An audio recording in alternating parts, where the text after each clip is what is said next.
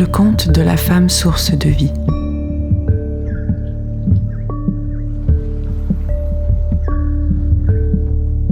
Lorsqu'elle découvre qu'elle est enceinte, Layla se rend à la grotte d'Ama, la vieille femme qui entend les ancêtres. Celle-ci lui confie que l'enfant en elle porte un grand message pour l'humanité.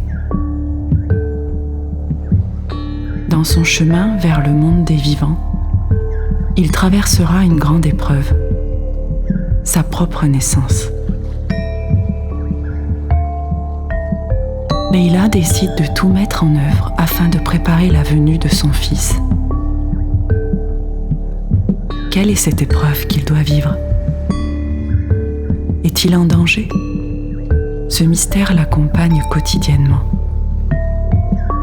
Le soir, lorsque les anciens chantent autour du feu, elle ressent la présence de son fils et la force qui l'anime. Elle pressent aussi qu'elle ne sera plus tout à fait la même femme et que, bientôt, sa vie va changer. Et son homme, comment va-t-il réagir à ce qu'elle perçoit ? Elle est inquiète et redouble de passion dans leurs étreintes, comme si elle avait peur qu'il disparaisse de sa vie. Pourtant, il l'aime si fort. Il admire son ventre, ses rondeurs, ses seins. Il la trouve belle et ressent avec fierté cette force qui émane dorénavant de sa compagne. Tous les soirs, ils se retrouvent à la rivière pour se baigner ensemble avant de rejoindre la communauté autour du feu.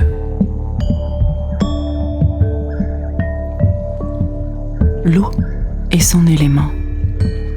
La terre est son royaume. Lorsque les douleurs commencent, elle est surprise. C'est doux et puissant à la fois. Sensation étrange et inconnue.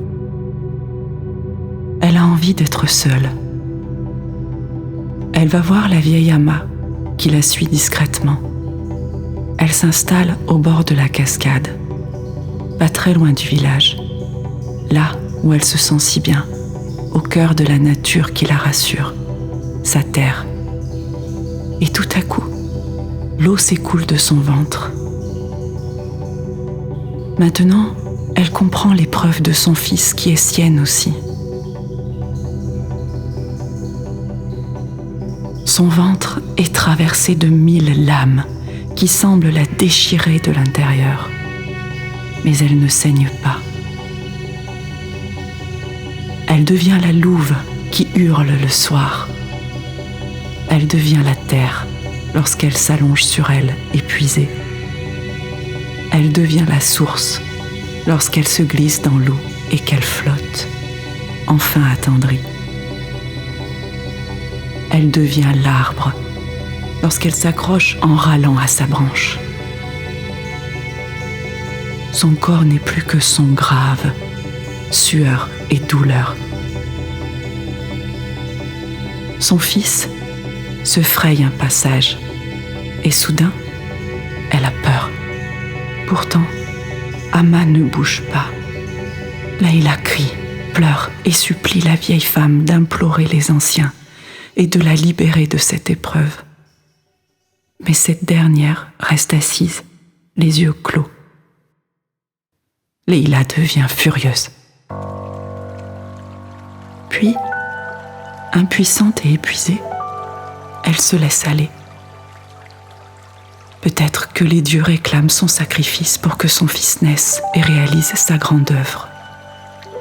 Elle s'allonge et s'abandonne, prête à mourir. Et soudain, elle n'a plus peur. Elle ressent la vie à l'intérieur d'elle qui pousse, qui rugit. Son fils est à la porte. Elle ne mourra pas. Elle est traversée par une force extraordinaire et inconnue. Son bébé est expulsé vers la lumière. Elle ne contrôle plus rien Dans quel monde est-elle? Elle ne sait plus. Mais elle entrevoit Amma à ses côtés. Elle se sent bien. Cette puissance qui habite son corps maintenant l'aide à ne plus avoir peur. Elle est dans le monde des esprits avec Amma. Et puis, elle s'entend crier, pleurer. Son corps n'est plus que sensation brûlante. Son sexe est étiré. Elle sent son fils la traverser. Et l'eau jaillit encore de son corps. Accroupie au bord de l'eau, elle chante maintenant. Elle a rejoint le monde des femmes sources de vie. Elle a traversé l'épreuve et elle rit. Son bébé, humide et chaud, est tout contre son sein. Elle sait que ça n'est pas fini. Amma lui parle maintenant et explique qu'il reste la grande poche, source de vie, qui doit naître encore. Leila n'a plus peur. Elle attend et elle sent quelque chose qui glisse hors de son ventre, toujours relié à son bébé. Amma dit que c'est précieux, qu'elle va le séparer du bébé un peu plus tard puisqu'il n'en a plus besoin maintenant, et qu'elles feront une cérémonie pour l'honorer en le redonnant à la terre-mère. Leila est heureuse. Son amoureux sera fier d'elle. Leur fils est né. Une nouvelle femme est née.